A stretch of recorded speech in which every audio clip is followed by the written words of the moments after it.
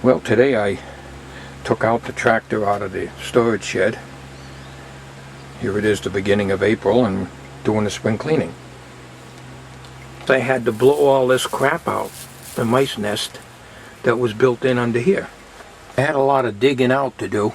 I got it all out, not on video, but I'm going to do a little bit more blowing here. This compressor here, I have to keep filling it up, plugging it back in. Doesn't last very long when you use it as a blowgun. I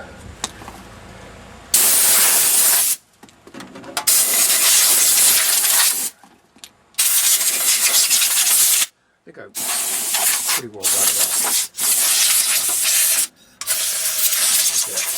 Damn thing's out of air already. Unbelievable. No, I think I better charge it up one more time here.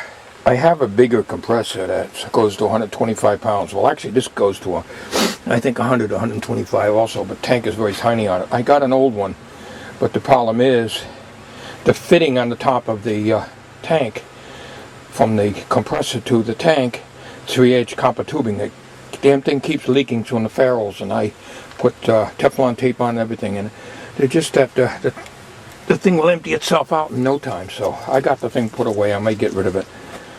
This is good enough for pumping tires and stuff. Oh, we'll charge it up again. Last October I tried to start this thing, and I could not get it started before I put it away. So before I even attempt to do that this time, I'm going to pull out the plug and check for spark and so forth. And hopefully I can get it started. So because I couldn't get it started, when I put it away, I wanted to run the thing dry out of gas before I put it away out of the carburetor bowl. Well, I wasn't able to do that, so whatever's in the carburetor bowl is still in there. Although the gas tank is completely empty, I did manage to drain that out by unhooking the gas filter and letting it run out. You've seen that on probably, if you look back on one of my earlier videos that I made last year. Every year I take the battery out and I put it into the shed, and I put a trickle charger on it, a 1 amp trickle charger on it once a month, especially during the cold weather.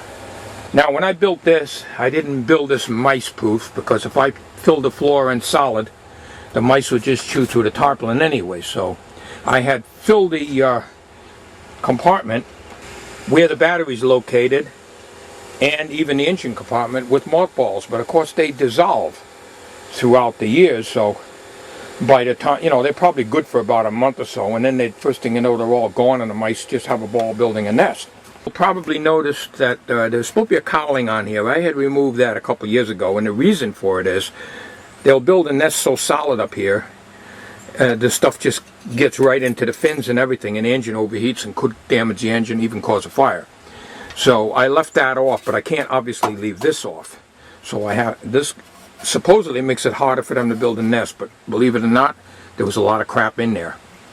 So I'm going to continue blowing this a little bit here and get the rest of the stuff. I think it's pretty well. It looks pretty clean through the fins there. So now down here, the engine bolts right here. Well, about 3 years ago, this thing was knocking, and I thought I ran out of oil, or the bearings were going. What it is the top part of the engine was going like this.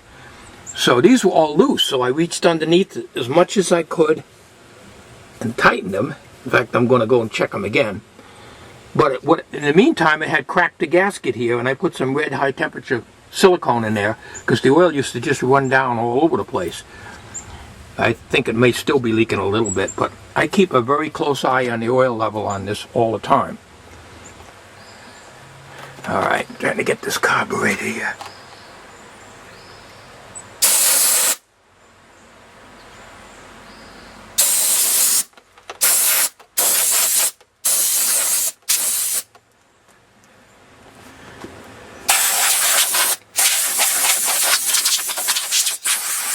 This damn blowgun ain't very good.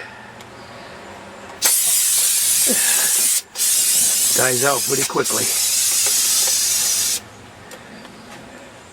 Well, I replaced the plug because here's the old plug here. Problem is, it's a oddball number here.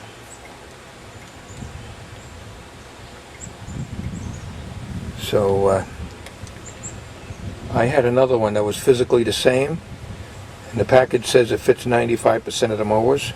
It's the equivalent, looks like a J17. So we'll see. It's physically the same length, same gap, and same thread, everything. So we're going to give it a try. The new plug in place, hopefully we'll get it started. If not, I got to take the damn carburetor bowl off. I really don't like to do that. I don't have any luck with working on carburetors. But in order to take that off, I got to take this shield off the muffler here so I can get clearances and nut on the bottom of here. It feels like just a nut, not an adjustment screw. Like on my snowblower, I got a little screw that comes up in the middle of the nut to adjust the mixture, I guess.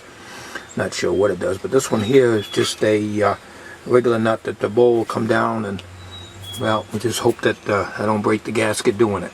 But we're going to give it a try. We're going to see if we can get it started now. If I can't, then I got to take this down, which I'll probably end up doing anyways. But we'll give it a try and see what happens. I charged the battery all night, so she should be okay.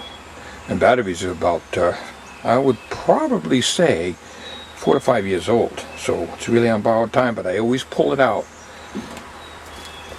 of the tractor before I put it away. And like I say, trickle charge about once a month.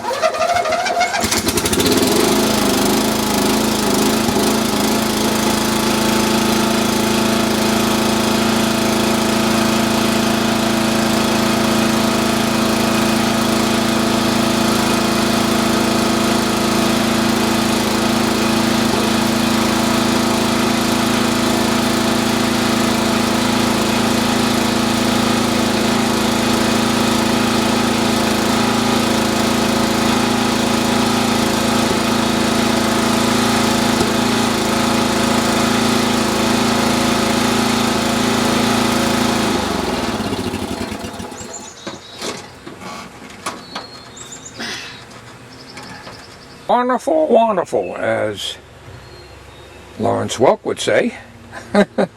Anyways, I didn't think that would start. I think the problem was the plug. So I'm sure glad I don't have to take that carburetor apart, because I don't have good luck at all working on carburetors. Well, it sure is a relief to know that I got this tractor going.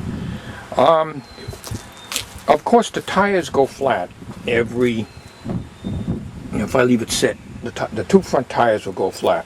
The back ones used to be that way, but I went down to Town Fair Tire about 3 or 4 years ago and had tubes put in them, but I never did with the front, and I really should take those off and have tubes put in them, because both of them go totally flat. So what I do when I store the tractor, I got these blocks, and they go right here. And as the tractor's backed in, then I put the blocks in there, and with fully inflated tires, this will fit in very snugly at this point here. If you look right here, there's like a flat piece of metal here. Well, these tires, when they're fully inflated like they are now, those blocks will fit just perfectly in there. But of course, when I get the tractor out, and about 2 weeks later, the tires are totally flat, of course, and the blocks are supporting the front of the tires. The reason I do that is if I don't put the blocks in there, the tires will literally come off the rim at this point, and it's impossible to inflate them when they come off the rim. Okay, so we'll just finish cleaning her up, and we'll push her back into the shed. I don't drive her into the shed. I push it back up in there. I got the ramp because the way I built this thing is low, and be wrapping my noodle up here.